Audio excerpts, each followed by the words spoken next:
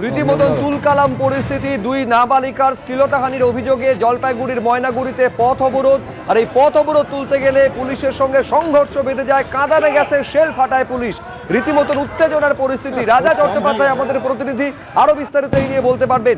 এইরকম একটা পরিস্থিতি, কার্যত রণক্ষেত্রের পরিস্থিতি রাজা তৈরি হলো কি কারণে? দেখো শুভজিৎ, যেটা জানা যাচ্ছে গতকাল ঠিক সন্ধ্যেবেলায় দুজন নাবালিকা মেয়ে তারা যেন টিউশন করে বাড়ি ফিরছিল, ঠিক সেই সময় দুজন দুষ্কৃতী তাদের পথ আটকায় এবং নিগ্রহ করার চেষ্টা করে। তখন এই নাবালিকারা চিৎকার করলে পাশপাশ থেকে লোক চলে আসে এবং দুষ্কৃতীরা পালিয়ে যায়। এর প্রতিবাদেই কিন্তু আজকে দুপুরের পর থেকে কিন্তু ভোটপট্টি এলাকায় সাধারণ মানুষ তারা কিন্তু পথ অবরোধ করে টায়ার জ্বালিয়ে বিক্ষোভ করে। পুলিশের কথা তারা শোনেনি। পুলিশ বারংবার তাদের জাতীয় সড়ক অবরোধ ছেড়ে দিতে বলেছিল, তারা কিন্তু পুলিশের কোনো কর্ণপাত করেনি। তারপরে কিন্তু পুলিশের সাথে রণক্ষেত্র চেয়ারানে এলাকা এবং পুলিশকে কিন্তু কাঁদানে গ্যাস ছুটতে হয় এবং পুলিশের গাড়িও ভাঙচুর করে এলাকার মানুষ। এবং এদের একটাই অভিযোগ ছিল যে যারা এই ঘটনা ঘটিয়েছে তাদেরকে শনাক্ত করে দৃষ্টান্তমূলক শাস্তি দিতে হবে। এই দাবিতে কিন্তু দুপুরের পর থেকে ভোটপট্টি এলাকায় কিন্তু তারা পথ অবরোধ করে। পুলিশের কথা বারংবার তারা শোনেনি, যে জাতীয় সড়ক তারা বন্ধ করে দিয়েছিল। তারপরেই কিন্তু রণক্ষেত্রের চেয়ারানায় পুলিশের গাড়ি ভাঙচুর করা হয় এবং এই মুহূর্তে কিন্তু এলাকা থমথমে রয়েছে। শুভজিৎ, একেবারে সেই ছবি দেখা যাচ্ছে। রীতিমতন জাতীয় সড়ক অবরুদ্ধ করে দেওয়া হয় এবং সেই অবরোধ তুলতে গেলে পুলিশের সঙ্গে সংঘর্ষের পরিস্থিতি। এবার ভারতকে পরমাণু বোমার হুঁশিয়ারি দিল বাংলাদেশ। বাংলাদেশের অবসরপ্রাপ্ত সেনাকর্তা ও লিবারাল ডেমোক্রেটিক পার্টির চেয়ারম্যান অলি আহমেদ এই হুঁশিয়ারি দিয়েছেন। কি বলেছেন দেখুন। বাংলাদেশের বিরুদ্ধে অবস্থান গ্রহণ করেন না। আপনাদের অনেকগুলি দেশের অর্থনীতি নির্ভর করে বাংলাদেশের উপরে। বাংলাদেশের সাথে পাঙ্গা দিলে এটা খুব কস্টলি হবে।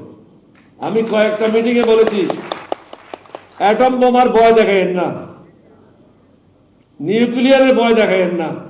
আমাদের অনেক বন্ধু রাষ্ট্র আছে যাদের কাছে নিউক্লিয়ার বোম আছে এবং তারা দিতে রাজি আছে।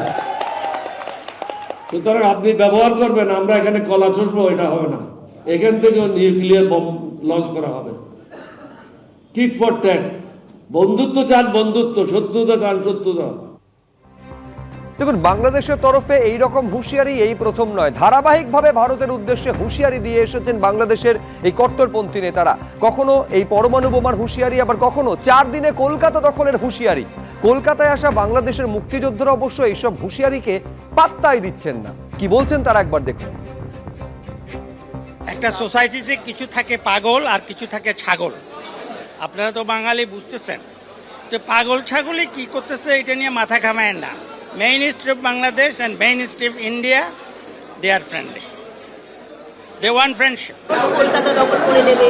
আমরা তো এক বাংলাই ছিলাম, ইংরেজরা ডিভাইড করে দিয়েছে। তো কেউ যদি পাগলের মতন বলে যে কলকাতা দখল করে নেবে, তো he is a mad. Kolkata দখলের কথা বলা হচ্ছে ওখানে। এগুলি বোগাস, এগুলি বোগাস। কেউ কেউ চিটাগং দখলের কথা বলেছে। I don't believe that somebody has said that. বাংলাদেশের এই হুমকি হুঁশিয়ারি নিয়ে ব্রিগেডিয়ার দেবাশিস দাস তিনি কি বলছেন দেখব।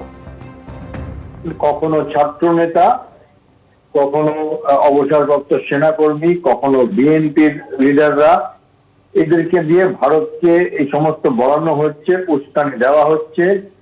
এদের যে আমি যেটুকুনি জানি, এদের যেটা স্ট্র্যাটেজি, যে কোনো রকম ভাবে যদি ভারত মিলিটারিলি রিয়াক্ট করে তাহলে তারা একটু সহানুভূতি পাবে।